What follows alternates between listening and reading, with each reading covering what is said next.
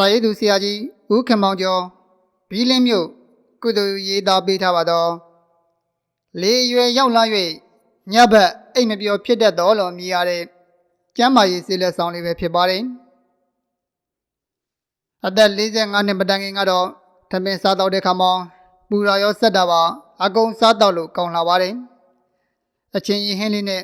တို့မဟုတ်အကြီးတော့ဟင်းကြိုပူပူလေးမှုတ်တော့ရင်းနဲ့စားတော့ဒီမှာချွေးတပြက်ပြက်နဲ့လွန်းစောမှကတွင်တွေ့ခဲ့တယ်အသက်45နှစ်ကျော်လာတဲ့ခါမှာလေးရွယ်ကိုရောက်လာလို့ထင်ပါတယ်အပူဆက်နေငယ်ကဲထားတဲ့အစားအစာများကို4-5စွန်းလောက်စားတော့မိပါကမကြခင်မှာနှာမွှင်လာပြီးတော့နှာရည်များကျဆင်းလာပါတော့တယ်အစာပိုင်းကတော့မိမိက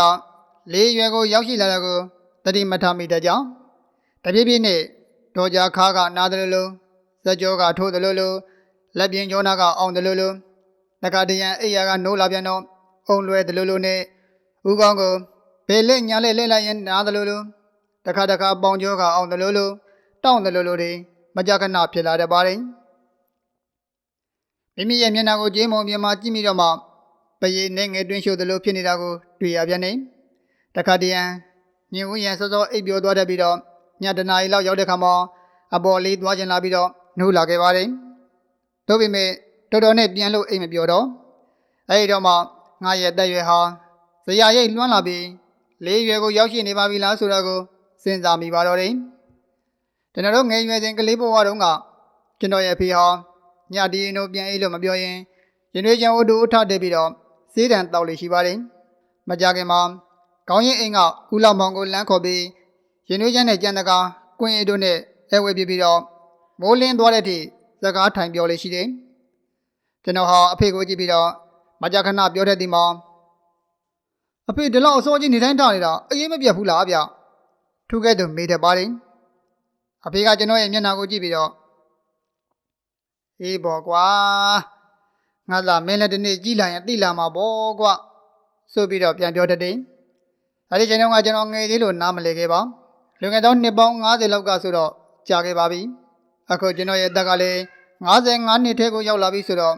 ကျွန်တော်တို့အဖေလိုအိမ်နေလာခဲ့ပါတယ်နေတဲ့ညတနာရီချိန်မှ2နာရီခွဲအချိန်ကန်ထိဖျားဝတ်တက်ပရိရွေပရိစိတ်မြေတာဘဝနာများပွားစတဲ့အလုပ်တွေကိုလုပ်ရပါတော့တယ်အဲ့ဒီချိန်ကိုရောက်လာပြီဆိုရင်ဘယ်သူတူတယောက်ကမှနှုတ်စရာမလိုပဲအလိုလိုနှိုးလာတယ်ရက်ပြက်သွားတယ်ဆိုပြီးတော့မရှိတော့ပါအိမ်ရှင်မနဲ့သမီးများကစောစောမထားပဲနဲ့အိမ်ရတဲ့မှိန်နေရန်အတန်တန်ပြောကြတယ်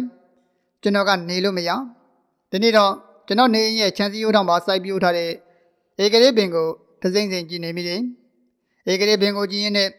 သိမ့်ပြူစီရတော့အရှင်နာဂသိမ့်ပြုစုခဲ့တော့အခြေပြုစေးအပြီးတန်ကိုမျက်စီနဲ့မြင်အောင်လာခဲ့တယ်တတဝါတကောင်ချင်းရဲ့အနေထိုင်သွားလာကျဆမှုတော့မဟုတ်တိတ်ပင်တပင်ရဲ့ပြင်ဆ၅ပါးတို့ရဲ့အနေထားကိုကြည့်ပြီးပြင်ဆဖို့ခွဲကြည့်ပါတယ်ဧကလေးပင်ကိုစေးတဲ့ကနေဓာတ်ခွဲကြည့်ရင်းနဲ့တွေ့တော်မိဒီမှာရကြကြဆွဲတောက်တဲ့သူများတို့ဧကလေးပင်ဟာစေးဘက်ဝင်တယ်လို့ကြားဘူးထားဒီမှာနှစ်ပေါင်း40ခန့်အောင်ရှိပါပြီဧကလေးပင်မှာ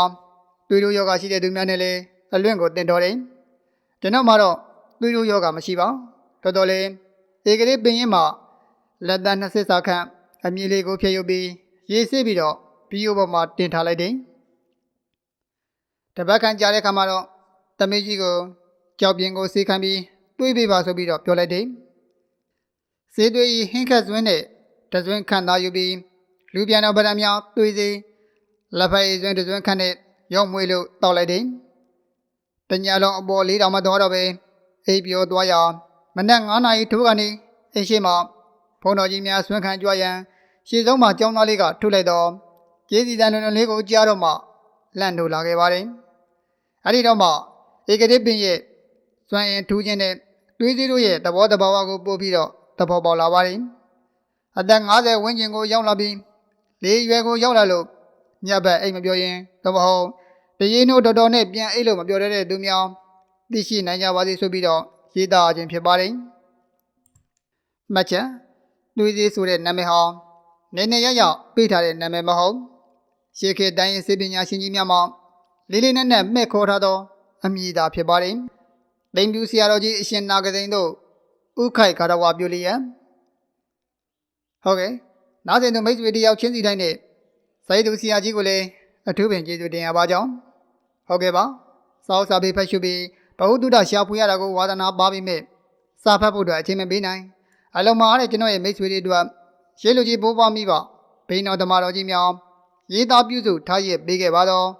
ကျမ်းမာရေးစိလက်ဆောင်များကိုနေ့စဉ်မပြတ်ရှာဖွေပြီးတော့မှဖတ်ပြတင်ဆက်ပေးနေပါပြီခင်ဗျာ